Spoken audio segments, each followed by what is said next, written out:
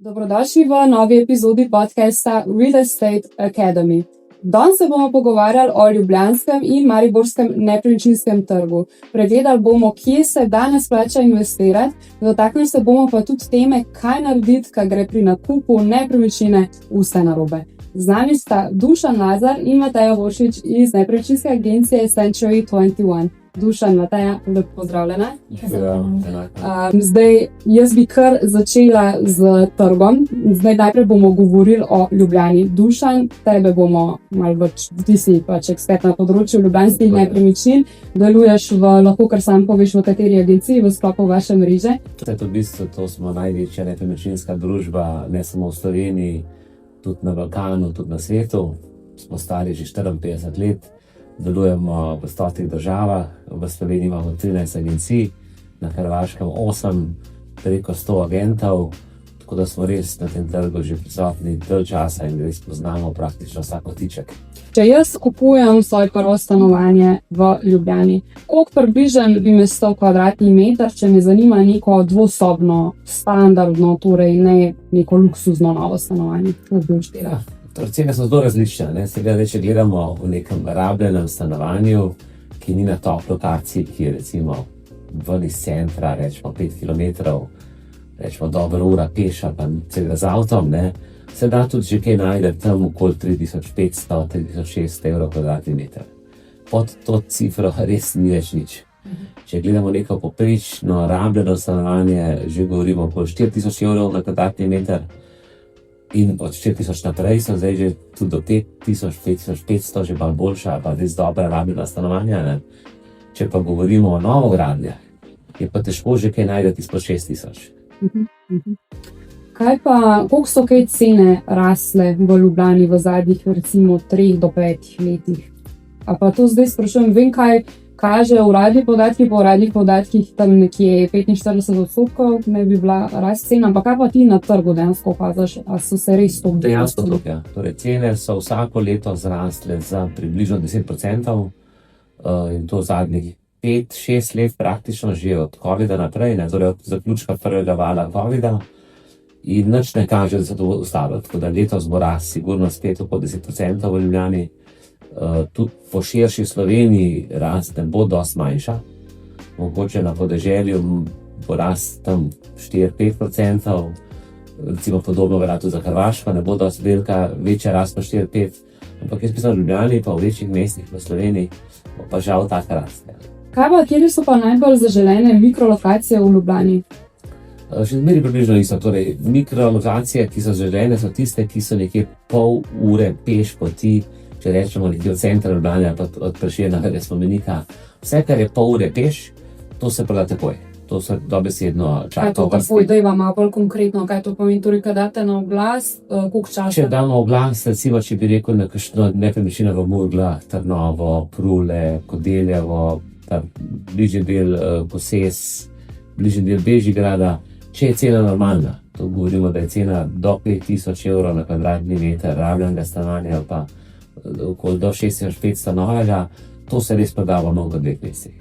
Je praktično glas, naslednji dan bojo klici, bo nekaj ogledov in to bo prodan v 2 do 3 mesecih. Super. Mateja, gremo še malo na mariborski trg. Mariborski trg je v zadnjih letih zelo zanimiv, predvsem v nekaterih krogih omenjajo kot mogoče neko dobro investicijsko opcijo. A bi mi povedala, koliko trenutno stane v Mariboru neko standardno stanovanje, kot smo prej govorili za Ljubljano? Torej, če v Ljubljani je 3 do 5000 na kvadratni meter, kakšna bi bila cena v Mariboru? Primerljiva stanovanja v Mariboru, se pravi dvosobna 55 kvadratov do 60, so pa tudi cene se začnejo tam pri 2500 evrov, zarabljena stanovanja do 3000, tudi če so dobre lokacije, Novogradnje se pa pri nas začnejo že tudi, lahko najdeš za 2800 do 3500, recimo so pa cene kvadratni meter Novograde do 4, recimo, Kakšna manjša stanovanja pa tudi rabljena že dosegajo više cene, od 3,5 recimo do 4000 evrov na kvadratnem metru. Odvisno spet, tako kot je tudi Dušan omenil, te mikrolokacije so zelo pomembne, Tudi v Mariboru recimo največje povpraševanje še vedno morda center mesta, ne, to so recimo okrog Tomšičevega drevoreda, okrog parka, Urbanski plato, okrog Ljudskega vrta recimo, ne, tudi mogoče neke lokacije ob Dravi, levi breg, in pa bom rekla ta na desnem bregu Magdalena ali pa Ožitev Tabor. To so nekako najbolj iskane lokacije.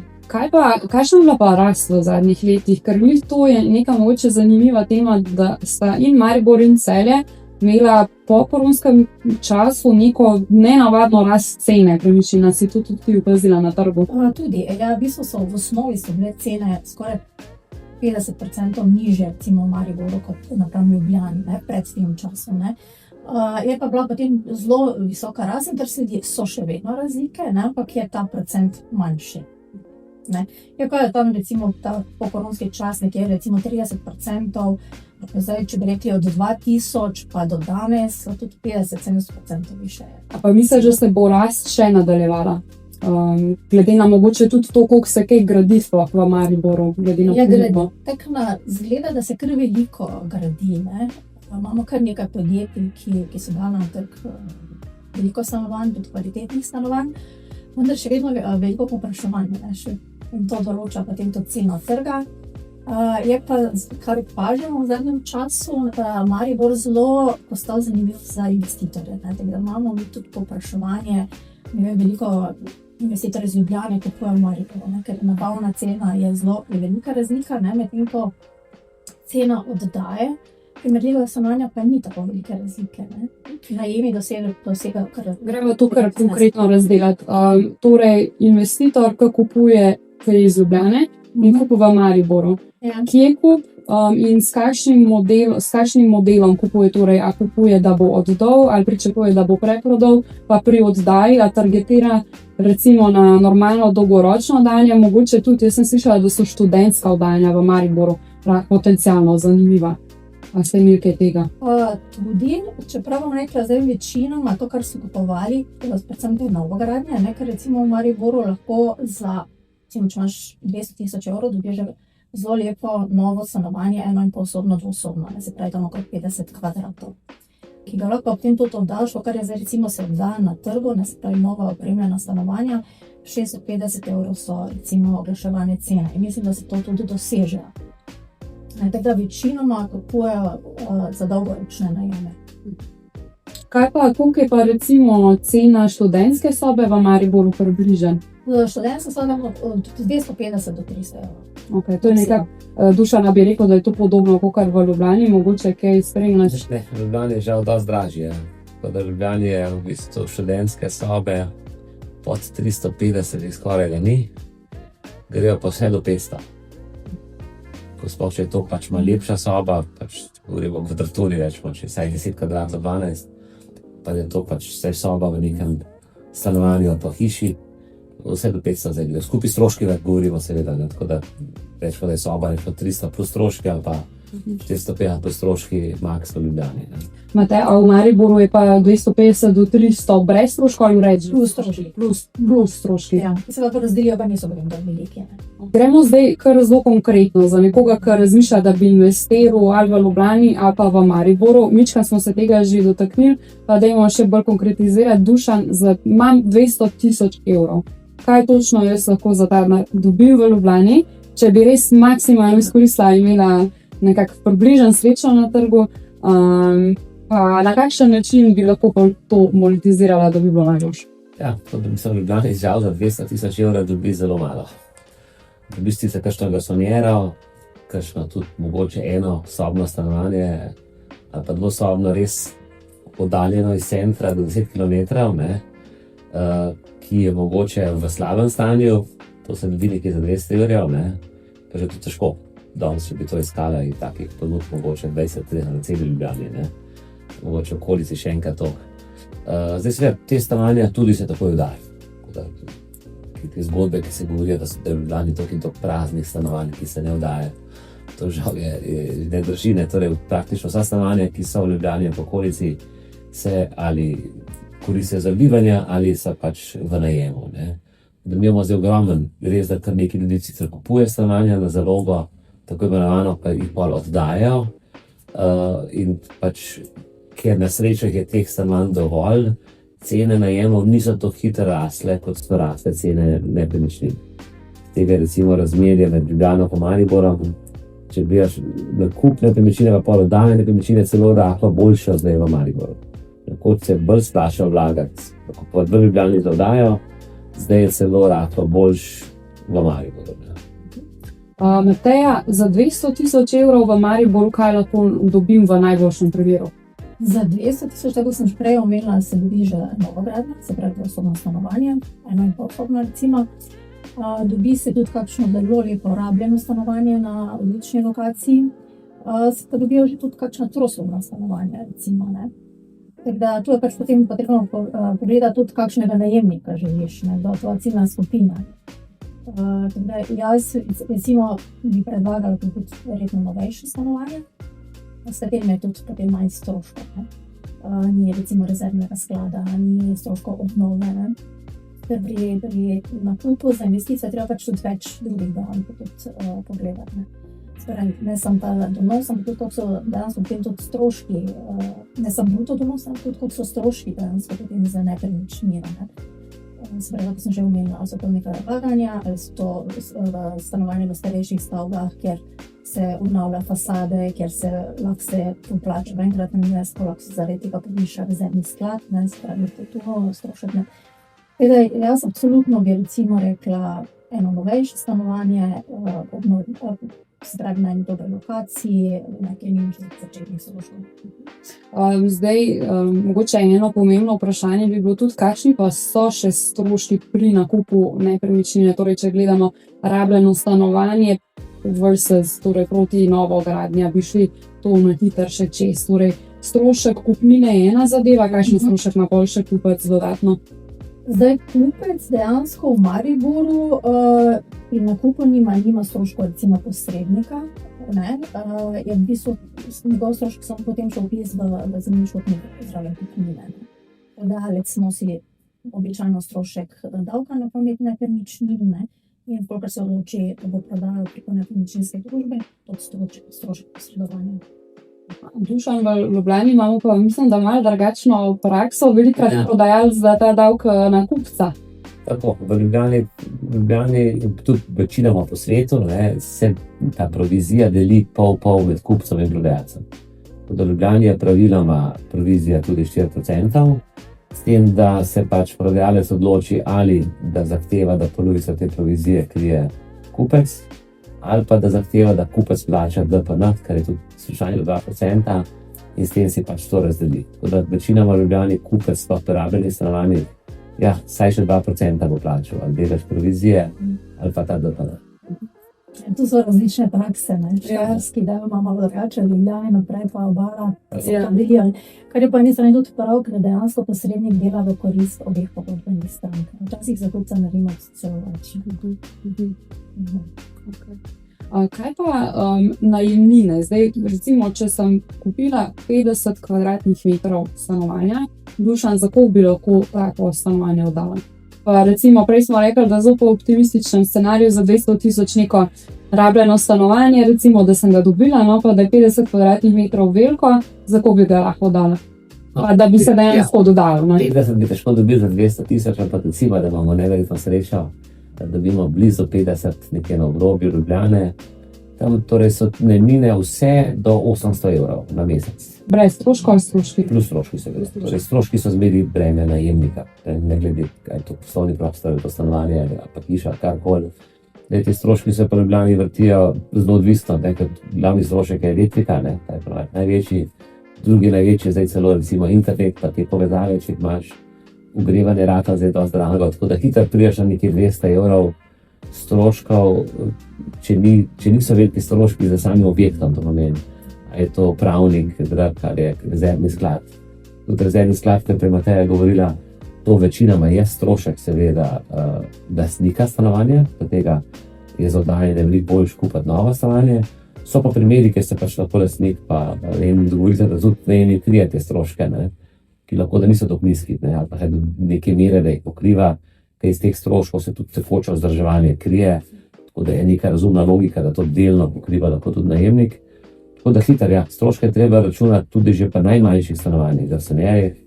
Je hiter skupen strošek, če gledamo še internet upravnika, čiščenje skupnih prostorov, je hiter 200 ali več.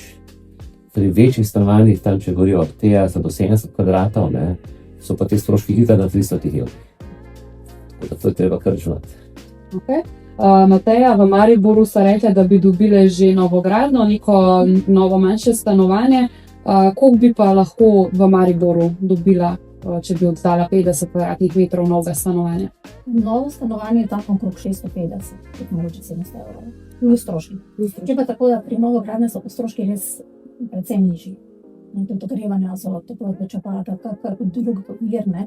Tako da se pozna pri stroški, ne. Če potem napravim recimo enemu rabljenemu stanovanju, dvosobnemu, ne, za katerega bi pa tudi lahko recimo dobili okrog 550-600 evrov, ne, so pa stroški toliko višji, ne. Da ko si potem to najemnik prekalkulira, se splača mogoče vzeti lepše, novejše stanovanje, ne, v osnovi mogoče malo višja najemnina, ampak vsi stroški potem to pokrije. Zdaj, investitorji, ko kupujejo v Mariboru, se večinoma odločajo za neke manjše enote ali za neke večje, kjer upajo tudi na višje najemnine? Običajno manjše enote, oziroma ja, tako garsonjere, enosobna, ena je pol, dvosobna, to nekje. Tudi likvidna so pa stanovanja potem, ne, ker kupuješ nekaj kot investicijo, moraš gledati ta vidik, ne, potem časa, potem to tudi naprej prodaš. Zagotovo so to manjše stanovanja, po katerih je že vedno večje povpraševanje, so bolj likvidne. Koliko pa je, recimo, ne vem, če nekdo sam prodaja stanovanje, pa ne ve, a je dolg časa njegov prodajni proces ali ne, koliko časa je normalno, da je stanovanje na trgu, torej, ne vem, a je 3 mesece dolg čas, da je stanovanje na trgu, če se ne proda, a je pol leta neka normalna doba, kako vi ocenjujete, kaj je likvidno, pa kaj je že mogoče ničkrat treba prilagoditi ceno? Ja, če pride res eno dobro stanovanje na trg, ne, to včasih vprašanje ur, ne, ker tako dobiš, ko narediš oglas, ne, ko ga objaviš, imaš takoj klice, ker tisti, ki kupujejo in ki spremljajo te razne portale, ne, našo spletno stran, druge portale, nepremičninske, ne, te pokličejo takoj, ne, in so to potem tudi ogledi v roku 1-2 dni, recimo, ne. Tako da se to hitro prodaja, smo rekla tako, po naših izkušnjah, če je stanovanje več kot 2-3 mesece na trgu, potem je res treba malo pogledati, recimo, ali je cena previsoka in nekaj je, ne. Pri hišah je recimo ta čas mogoče malo daljši, ampak tudi hiše, ki se prodaja več kot pol leta, tudi treba malo preveriti, ali je cena tista, ali je to nižja. Kako se pa vi lotite tega prilagajanja cene, kaj pogledate, pač glede na kaj vi določate pol cene kot agencija? Mi se poslužujemo, se pravi, ko delamo to tržno analizo, ne, se poslužujemo raznih portalov, kjer so objavljene dejansko prodane nepremičnine, ne. Primerjamo potem z oglasi, ki so trenutno, se pravi, z nepremičninami, ki so trenutno na trgu oglaševane, ne, tako da tu bomo rekli te dve primerjavi. Pri hišah potem tudi zračunamo to nabavno vrednostno metodo, ne, se pravi, če bi podobno hišo šel zgraditi kot novo, da se potem upošteva neki procenti zastaranja, ne, tako da imamo kar več vidikov, ne, tudi v naši skupini so cenilci, ne, se posvetujemo pred tem, ne, in pa seveda imamo izkušnje iz trga, tako da točno vemo, ne, ni stanovanje lahko v isti stavbi, pa v različna cena, ker je pomembna tudi lega, pomembni so razgled, ki so stanovanje samo po sebi simpatično. Gremo zdaj še nazaj na temo, torej investiranja Ljubljana ali Maribor. Dušan, kaj bi ti ocenil, kje je večje tveganje, da nekdo kupi nepremičnino in potem ta ni likvidna, v smislu, da se nekaj zgodi na trgu, zaradi česar je potem ne more prodati? Ljubljana ali Maribor trenutno?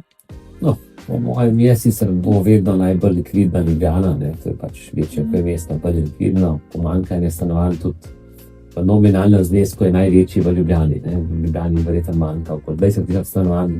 Kako bi jih vlada zgradila, zdaj v 10 letih? Mislim, se stanovanja ne gradijo vlade, stanovanja gradijo stanovanjski skladi, to so republiški stanovanjski sklad, stanovanjski skladi občin, ne, in te skozi gradijo stanovanje, tako da o tem se mogoče zdaj veliko govori, ampak to je pač že od časov bivše Jugoslavije, ne, so tako občine kot države gradile stanovanje, ta gradnja je zmeraj dosegala nekje okoli do 1000 stanovanj na leto, to so socialna, neprofitna stanovanja, to se bo skozi gradilo in to prav, da je. Pa to moramo vedeti, ko govorimo o bolj socialnih stanovanjih, manjših, nižje kakovosti na ne najboljših lokacijah.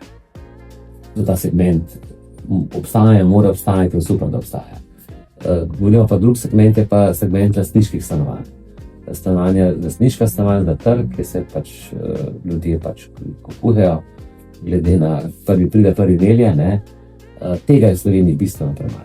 Torej, ta segment gradnje ne dosega niti približno polovico sorazmerne gradnje, če primerjamo število prebivalcev v drugih evropskih razvitih državah. Fenomen angažma Amerika, pa se trikrat to gradi kot pri nas. In dokler se to ne bo zgodilo, to se ne bo zgodilo v bližnji prihodnosti, ker je treba predtem spremeniti prostorske načrte, gradbene zakonodaje, da to pohitri, in je treba tudi miselnost v družbi malo spremeniti. Tukaj rabimo vsaj 10 let trdega dela, do takrat je naložba v nepremičnino izredno likvidna. Torej, praktično v vseh mestih. Torej, če govorimo, če rečemo prvih 10 večjih krajev v Sloveniji, je tam zelo likvidno. V Ljubljani res se lahko prodajo. Na dnevu tudi v Mariboru v bistvu že ne. Če je cena normalna, se vsaka nepremičnina v Sloveniji lahko prodaja na mestu. Torej, če se neka nepremičnina prodaja dalj kot 2 do 3 meseca, je samo vprašanje cene. Cene toliko časa znižuješ, dokler ne pride kupec. Kupec pa zmeraj pride. In načeloma so cene tako hitro rasle v zadnjem desetletju, da kdorkoli prodaja danes, bo sigurno dobil veliko več za to nepremičnino, kot je zdaj dal. Kaj šele, če je podedoval, bo dobil 10-kratnik to, kot so njegovi predniki starši dali. Tako da, kot naložba je nepremičnina vedno likvidna, samo za ta pravo ceno. Pa seveda, če hoče nekdo dobiti 10.000 evrov za kvadratni meter v Ljubljani za novo stanovanje, pa 6.000 zarabljeno, to seveda se bo malo dan prodajalo. Ampak tudi po teh cenah vse prodajamo v zadnji čas. Mateja, bi se strinjala? Ja, mislim, jaz menim, da je verjetno res Ljubljana se lahko hitreje tudi proda, ker je še vedno večje povpraševanje. Kar se likvidnosti tiče, je rekel, da ima prednost Ljubljana. Je pa tako, če kupuješ kot investicijo, to jaz tudi vedno svetujem, je treba vedeti tudi, še preden kupiš, kako boš prodal. Ali je stanovanje na taki lokaciji, da dejansko, tako sem prej rekel, čez noč podeljivo. Temna investicija. Kako pa vi pristopate k prodaji stanovanj, ki so v bistvu namenjene investitorjem? Ali je vaš pristop k prodaji kaj drugačen, kaj drugače v oglasu zapišete, kako to poteka? Ja, zdaj, če vidimo, da je res dobra investicija, tudi naglasimo to v oglasu. Kaj pa je dobra investicija? To gledate po return on investment izračunate? Tako, to recimo nekakšen je donos in pa to tudi, koliko je likvidna, koliko se lahko dobi najemnina recimo. Koliko je pa dober return on investment v odstotkih, da bi lahko rekla, da je dober? Zdaj, recimo, poprečno, ko smo se pogovarjali o tem, tudi kot sem rekla, 200.000, če imaš nekaj kapitala, nekaj da vložiš v doslovno stanovanje, se pravi tam nekaj 700 evrov najemnine, to je potem poprečju nekaj 4,6% donosa. Bruto ali to? To je bruto. Ali pa do 5, recimo. Je pa potem to še treba seveda upoštevati davek, se pravi od oddaje nepremičnine, pa še potem kakšno zavarovanje vlagane. To je kar 4-5%, če tudi nekje bi bilo. Je pa treba še potem tudi upoštevati, da ti nepremičnina pa tudi pridobiva na vrednost.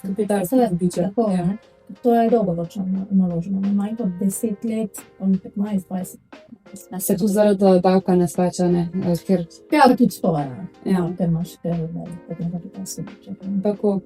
Pa pri tej rasti, dodam, pri tej rasti nepremičnin, ko so v zadnjih 5 let, je bil celo donos od rasti cene nepremičnin, torej dodane vrednosti nepremičnine, celo večji kot donos od dodajanja.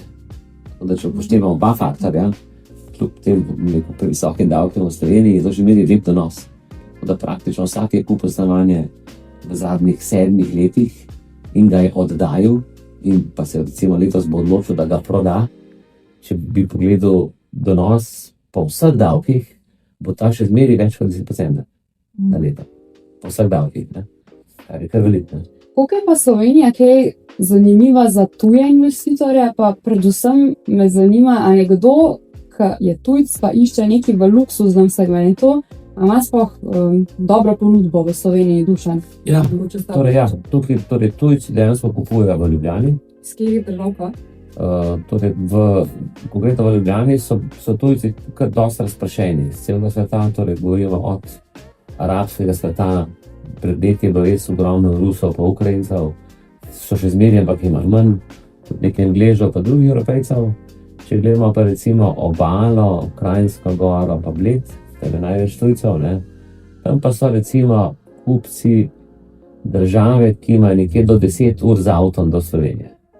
Zato lahko govorimo o Italijanih, seveda veliko Avstrijcev pa Nemcev, zadnje čase pa tudi veliko naših slovanskih bratov, Čehi, Slovaki, Poljaki, tudi Madžari. Tako da kar tujci so začeli pri nas, bomo rekel, intenzivno v zadnjih 10 let, kar je bilo res zelo malo, tudi še zdaj je zelo malo, če primerjamo s Hrvaško, ne? Ampak je pa zdaj dvakrat to, kot jih je bilo recimo 10 let nazaj. Če bi mogla oceniti recimo, kakšen procent vseh transakcij v vaši agenciji predstavljajo tuji kupci, tako čist neka groba ocena. Ne, zdaj težko rekla procentualno, ne, Manj kot 10 ali več? Ja, mislim, da manj kot 10. Manj kot 10. Mislim, da manj kot 10. Mi smo to zaznali, recimo, da leta 2022 je bilo kar nekaj ukrajinskih državljanov, ki so kupovali nepremičnine, ne. Zdaj se to več ne dogaja v takšni meri, ne. Mogoče predvsem državljani naše bivše skupne države, recimo, to je povpraševanje, ne. Sicer pa ni to nekaj v našem koncu, ne. Kakšen zaplet? Kaj se je zgodilo, pa kako ste to reševali? Zdaj, običajno posrednik, preden gre na prevzem nepremičnine, se na ta prevzem pripravimo. Vi skoraj kakšno uro porabiš, preden sploh greš na teren. Se pravi, preveriš pravno stanje nepremičnine, preveriš podatke iz geodetske uprave, iz katastra, gradbena dovoljenja, uporabna dovoljenja, ne. Torej, mi res pridemo na prevzem nepremičnine že pripravljene. Je težava, kadar stranka nima določene dokumentacije, ne. In to v zadnjem času, kar se dogaja, je največ iščemo recimo uporabna dovoljenja, večina hiš nima teh dovoljenj, ne. In pa lahko se zaplete recimo, ko se ta uporabna dovoljenja potem pridobivajo, se pa ugotovi recimo, da stavba ni skladna. In to se nam veliko primerov zgodi, ne, tudi nazadnje smo imeli še zdaj v bistvu postopek teče, ne. Kaj to pomeni, ne? Se pravi, prodajalci običajno niti sami ne vedo, da hiša nima, da potrebuje uporabno dovoljenje. Imajo gradbeno dovoljenje, ne, so pač to hišo zgradili, pa ne vejo, da se mogoče pa naredil v času kak prizidek, pa se, ne vem, nadgradila kakšna terasa, karkoli, ne. Kar pa že pomeni, da gradnja ni skladna, ne. In potem, ko mi iščemo uporabno dovoljenje, se pravi, moramo poiskati načrte, osnovne, moramo naročiti pooblaščenega projektanta, ki pride hišo pogledati, jo preveri recimo z načrti in on potem ugotovi, ali je to skladna gradnja ali ne. In če je kakšen prizidek, pomeni, da gradnja ni skladna, je treba te prizidke potem legalizirati, ne. In to so pa dolgotrajni postopki, ne. To lahko 3 do 6 mesecev, recimo, če kaj večjega, ne. To so lahko težave, ki nastopijo, ne. Včasih stranke, da se dogovorijo, recimo sami prodajalci in kupci, se mogoče kupec že plača ARO, se določijo že neki roki, kdaj bi naj bila plačana kupnina, ne. Pa se ugotovi, to pa je treba zdaj legalizirati, ne, se pravi 3 do 6 mesecev je treba počakati, ne.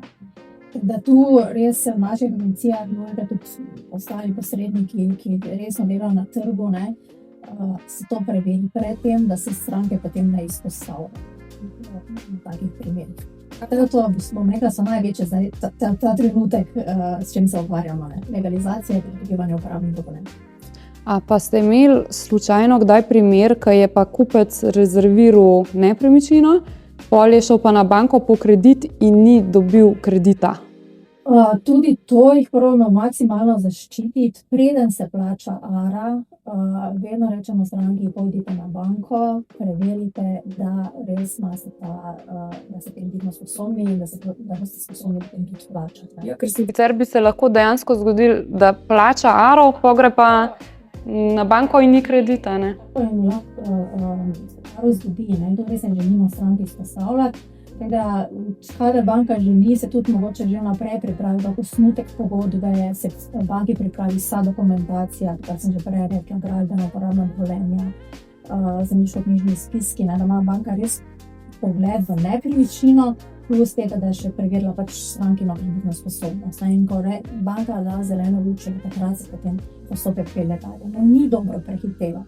Tudi če te nepremičnina všeč, pa bi rad to kupil, pa ker včasih res silijo s to aro, ne, ampak je boljše mogoče počakati kak dan, preveriti in da se potem na varni strani. Torej, če povzamemo za kupce, nobene are dokaj ni preverjeno pri banki, če si kreditno sposoben. Ja.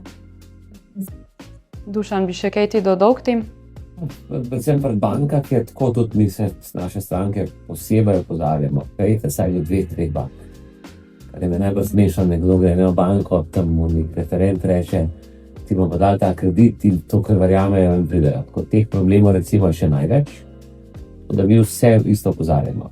Pejte najmanj do 2 bank, še boljše saj do 3 bank, pridobite tam ponudbo, dajte mu vse papirje, kdaj se da biti celo zavezujoča ponudba, ne? Pa tukaj nimaš problemov. Tudi vsak bančnik ti približno pove glede na tvoje plače, koliko boš dobil. Seveda prej pa treba bančniku razkriti vse papirje od nepremičnine, tudi mogoče z nami preveriti, če kaj fali.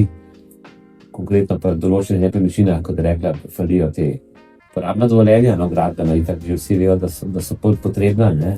Velikokrat je pa tudi neurejena dovozna pot. V Ljubljani so ogromno teh vrstnih hiš gradili, kjer teče dovozna pot, vsi mislijo, da je skupna, v bistvu pa velika teče čez parcele. Tukaj seveda večinoma je vpisana služnost, če ni vpisana služnost, je treba urediti tako imenovano sodno služnost ali pa sodno nujno pot. To se da hitro urediti, ampak to spet traja do pol leta. Kdaj banke zahtevajo, da je to že vpisano v zemljiško knjigo. Treba je te stvari res prej preveriti. To načeloma je delo posrednikov, ampak tudi vsaka stranka sama lahko to preveri. Torej, zemljiška knjiga mora biti urejena, vse dovozne, vse poti do te parcele mora biti nesporne, torej opisane, ali so že državne pa javne poti, ali pa mora biti služnost, ne. In na podlagi teh listin, pa lastništvo seveda, ne, da ste res samo za enega lastnika, da ni več lastnikov, pa je to pa dedičina problem, ne. To je treba banki predstaviti, preden si ti meren, da imaš kredit. Te stvari načeloma niso to težke, ampak se jih ljudje premalo zavedajo. Ja, včasih prodajalci niti sami ne vedo, ne, da nekaj ni urejeno. Šele potem, ko jim predstaviš, že na to sploh nismo pomislili. Seveda. Mateja, če bi mogla povzeti, kaj je dejansko delo nepremičninskega posrednika pri nepremičninski transakciji, kaj vse bi naštela? Ja, to, kar sem že prej omenila, še preden nepremičninski posrednik gre na prevzem neke nepremičnine, ima namen eno uro dela, da se zbere vse te podatke, ne, da naredi tudi kvalitetno tržno analizo, da se potem nastavi pravilna cena. Ne. Se pravi, je že to. Na samem prevzemu nepremičnine, ne, se pravi, če smo prej pregledali pravno stanje, je treba pregledati dejansko stanje nepremičnine. Ne. In to smo posredniki zelo razumeli. Če se prevzema recimo stanovanjska hiša, je treba pogledati od kleti do podstrešja. Jaz moram v nepremičnini vedeti samo toliko kot 2 lastnik.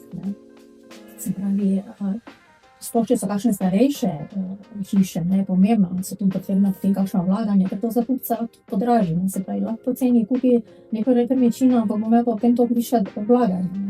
Jaz kot posrednica pač moram tudi to predstaviti. Se pravi, včasih je vprašanje, bo moral zamenjati samo streho, bo moral zamenjati tudi odstrešje, recimo, ker pač še je to dotrajano.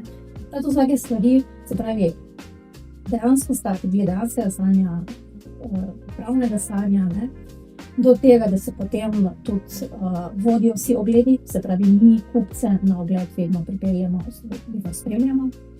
Tudi bom rekla, kupce skozi pogovor na nek način, ne bom rekla, segmentiramo se, možda zdaj čudno sliši, ampak mi vprašamo, koliko je ali je to za njih primerna nepremičnina, ne. Tudi vprašamo malo potem v njihovi finančni konstrukciji, ne, ker dejansko prodajalci iz nas najame, zato da jim pripeljemo kupce, ki so sposobni tudi to plačati. Ne. se pravi vodenje ogledov, oglaševanje te nepremičnine, priprava primernega oglasa. Da tudi ciljamo ciljno skupino, zato da ta nepremičnina primerna. Imamo tudi svojo, kar je najbolj koristno, svojo bazo potencialnih kupcev, ki so tudi preverjeni, točno vemo, kaj kupujejo, kje kupujejo, kakšen ima te budžete. Tako da to, bom rekla, so vse vrednosti nepremičninskega posrednika, pogajanja za ceno. Zelo pomemben trik, kadar prodajaš lastno nepremičnino, so tu vpete čustva, smo mogoče občutljivi, ko nam nekdo zbija ceno lastnega doma, da je tu posrednik zelo pomemben faktor, ker pozna prodajalca, pozna kupca in ve, kako bo manevriral med njima, da bo se na koncu dosegla neko ceno, s katero bosta oba zadovoljna. Ker posredniki nismo tisti, ki bi sam želeli neko transakcijo speljati. Nam je zelo pomembno, da mi ki delamo dobro že na trgu, da imamo zadovoljne stranke. Je največje zadovoljstvo, ko je prodajalec zadovoljen in ko je kupec zadovoljen. Me pa tam ta dva priporočate dalje. Da to, in pa potem sama izpeljava posel. Se pravi, če je še karkoli, recimo kar pravni del posrednik je spregledal, je pa potem še to naša pravna služba, vsaka nepremičninska družba mora imeti tudi univerzitet, da bi primernega pravnika, ki pripravlja podane pogodbe, je pa to še tisto zadnjost, sito pa pasivno odločesno, da tudi pravnici mogoče še kaj ugotovijo. Pogodbe so pripravljene tako, da se zavarovana in prodajalec in kupec, spremljamo potem tudi bančna nakazila, are, določene dele kupnine, tudi strankam ponudimo lahko recimo fiduciarni račun, ki je prav namenjen račun za plačilo ara ali kupnin, tako da jih tudi tu zavarujemo. In pa na koncu seveda kupnina plačana, primo prevara. Tudi to je zelo pomembna stvar, da dejansko kupec dobi potem to, kar je kupil.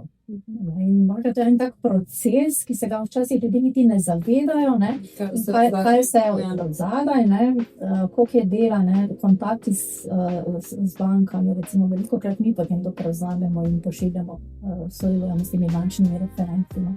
Če pa pride potem da pa takšne stvari, da se še pa ugotovi, da pa nekaj manjka, je pa tudi to naš del, da se maksimalno angažiramo, pomagamo pri legalizacijah, sodelujemo z geodeti, s projektanti, da je tu kar veliko dela. Ja, veliko dela, v bistvu zagotavljate tudi neko varnost posla, če povzameva. Tako, varnost je sigurno, mislim, da pomembno. Tudi imamo vse agencije za varovanje poslovne odgovornosti, če bi slučajno šlo karkoli narobe, prevzemamo to odgovornost. To res hvala, da nismo še imeli v času. To so recimo tudi teme, o katerih se bomo pogovarjali na Golden Key konferenci, ki bo 16. aprila. Torej, to konferenco organizira Century 21. Delili bodo prakse dobrega nepremičninskega posredovanja. Zvedeli bomo pa tudi kaj o nepremičninskem trgu. Dušana, bi še ti kaj dodal, zakaj nekdo obišče Golden Key konferenco, kaj bomo zvedeli tam? Golden Key konferenca bo letos že 7. Tako da smo kar ponosni na rad dogodek, vsak let nas je več. Letos tudi menjamo lokacijo, ker nas je že preveč. Zdaj smo bili skozi v Kristalni palači, zdaj gremo v bivši Mons oziroma Sheraton, kjer računamo, da nas bo okoli 200 ali več. Tako da tam praktično bomo imeli 2 predavanja na temo teh preteklih dobrih praks, pa reševanje problemov. Z nami bo pa tudi preznan odvetnik, ki se samo s tem ukvarja, kadar pride do problemov, kako jih reševati. Posebej bomo imeli daljšo predavanje na temo novega gradbenega zakona, ki je bistveno spremenil določene stvari, sploh glede pridobivanja uporabnih dovoljenj, legalizacij in tudi za vse bodoče lastnike nepremičnin, če bo hotel kaj dozidavati, če bo hotel graditi nepremičnino. Tako da praktično cel segment povezan z nepremičninami bomo tam zajeli, torej od prodaje, od stanja na trgu do legalizacij, tako da upam, da nas bo še več. Super, se vidimo na Golden Key konferenci 16. aprila torej. Mi pa nadaljujemo še z neko zaključno mislijo. Mateja, da bi vprašala, če bi mogla predvidevati, torej jaz sem stara 27 in prvič v življenju bom investirala v nepremičnino, katero napako bi skoraj zagotovo naredila kot prva kupka? Ne vem, morda se ne bi vredno pogajala za ceno. sploh če bi videla neko nepremičnino, ki ti je všeč. To pravno stanje, ne vem, ko bi bila izkušena, se pravi, da bi res skrbela, da ni kakšno breme, mislim, da ni nepremičnina obremenjena, ne. Tako da tu bi jaz svetovala, no, če nekdo prvič kupuje, da najame strokovnjaka, da se vse posvetuje, ne. Mi tudi ogromno na svetu damo tudi brezplačno, ne, se pravi, nam v interesu, ne, nam je v interesu, da stranka res varno kupi, ne. Tako da mogoče, kar se tiče cene in pa pregled pravnega stanja, pa tudi, no, dejansko stanje, tudi stranke včasih niso pozorne, ne, ker na prvo oko ti mogoče ne opaziš kakšne pomanjkljivosti, ne, mi kot izkušeni strokovnjaki pa točno vemo včasih, kam moramo gledati, ne. Dušan, kaj bi pa ti rekel, kakšno napako bi jaz naredila kot prva kupka nepremičnine oziroma, ko prvič kupujem? Poleg tega, kar je rekla Mateja, ne, mogoče še veliko ljudi naredi napako, če kupuje rabljeno stanovanje, ne, 27-letnik rabljeno kupuje, je treba upoštevati stroške obnove tega ali pa vse stroške do vselitve. To je velika, ljudje zanemarjajo, imajo pa probleme, te stroški so lahko od par tisoč do par 10 000. To je prva stvar, ki je treba res detaljno razmišljati, torej do konca, do tega, da boš tam živel. Potem, to smo že malo prej govorili, stroški bivanja v stanovanju v Sloveniji so iz leta v leta dražji. Kot smo rekli, praktično manj kot 200 € na mesec ni, tudi če si lastnik, hitro je pa to 300, sploh če govorimo o 5 ali več, sploh če govorimo o rabljenem stanovanju, kjer so še stroški rezervnega sklada. Te grejo tudi že do 100 € na mesec. Tako da pa rabljenem lahko govorimo do 400, pa novem do 300, to se morali zavedati. Preden kupe, torej ko kupaš, zmeri imaš veliko stroškov, ne. Peta stvar pa, kar pa mi dejansko svetujemo predvsem ljudem, ki iščejo nepremičnino v Ljubljani ali pa v ostalih večjih slovenskih mestih, glede na ceno teh nepremičnin, stanovanja so predraga, že skoraj za mlade, ker smo rekli, so cene že 5, 6, 7 tisoč evrov novogradnje, ne. Naj se probajo dobiti 2 ali pa 3 mladi ali pa mladi pari. Hiše so bistveno cenejše, če gledamo ceno na kvadratni meter. In večina slovenskih hiš je bilo delanih prevelikih.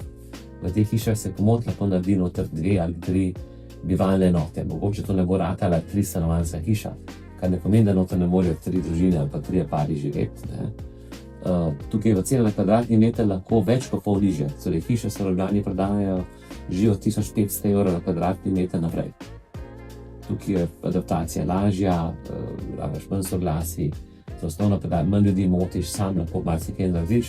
Tako da predvsem mladim, tudi mi zadnje čase imamo nekaj takih kupcev, se take nakupe odločijo, ta nakup je lahko bolj dolgoročen, lahko se medtem, ko kaj delaš, del hiše oddaja, lahko oddajamo študentom, lahko oddajamo prijateljem. Tako da tukaj je še kar nekaj lufta, predvsem za mlade. Jed kar takoj v nakup nekega lepega stanovanja, manj kot 40 letih, tega nikjer na svetu ni, bomo vedeti, ne samo pri nas. To je tudi v najbolj bogatih državah, kot so Skandinavija, Amerika, Anglija, skoraj nemogoče oziroma je redkost. Tako da če se gre v nakup tega pred 40 letom, res je treba vse te vidike, ki sem zdaj govorila, dvakrat preveriti, dvakrat začunati. Potem se gre v tak nakup. Kaj pa še mogoče, če bi izpostavili samo predpogodbo, kaj bi mogla biti zelo pozorna, preden podpišem, če bi sam eno zadevo izpostavili, Mateja? Predvsem, da se nastavijo realni roki za izpolnitev potem te pogodbe. Da niste potem v stresu, sploh če se kakšna krediti urejajo, ne, tudi banke imajo tam do 30 dni lahko, ne, da se sprostijo potem sredstva, ne. Treba upoštevati tudi, da tudi je treba pogodbo prijaviti na davčno upravo za odmero davka na promet nepremičnin, ne. Tudi oni ponovadi so hitri, ampak imajo tudi 30-dnevni rok, recimo, da izdajo odločbo, ne. Tako da tu predvsem pri rokih se včasih, ne vem, določe zelo hitro, ampak včasih ne gre, ne, je pač proces in je treba te roke upoštevati. Dušan, bi ti še kaj izpostavil? Ja, tudi poleg tega, kar Mateja rekla, pa kar smo prej govorili, ne, torej, če oseba ni strokovnjak za nepremičnine, ne, pa če nima zraven dobrega nepremičninskega posrednika, mora res vse preveriti. Torej, že predpogodba je skoraj enaka pogodbi, torej, vse povezano z nepremičnino, torej od skrbnega pregleda, gradbeni pregled, zakonodaja, lastništvo, dostopi, papirji s to nepremičnino, a imaš narav, nimaš narav, roke. Od A do Ž res preveriti, preden se nekaj takega podpiše, oziroma jaz bi celo svetoval vsakemu kupcu, naj te stvari preveri, preden sploh pride do priprave predpogodbe. To je dobro vedeti. Kupiti nepremičnino, to ni nekaj, kot je še trgovina, kupiti kilo kruha.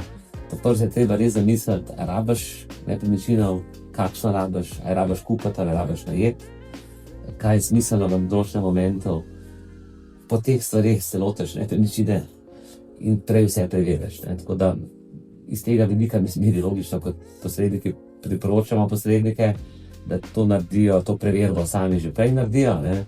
Če pa tega ni, je pa res dobro, to sam mora oseba znati sama preveriti. Ogromno teh informacij je zdaj že javno dostopnih, to je recimo en plus. Tako da tega se treba res lotiti sistematično in res se ti vidike. Natančno. Da ne pride pa doživljivo. Okay, super. Najlepša hvala, Matej, najlepša hvala, Dušan. Hvala, da ste nas poslušali. Mi se pa vidimo na Golden Key konferenci 16. aprila.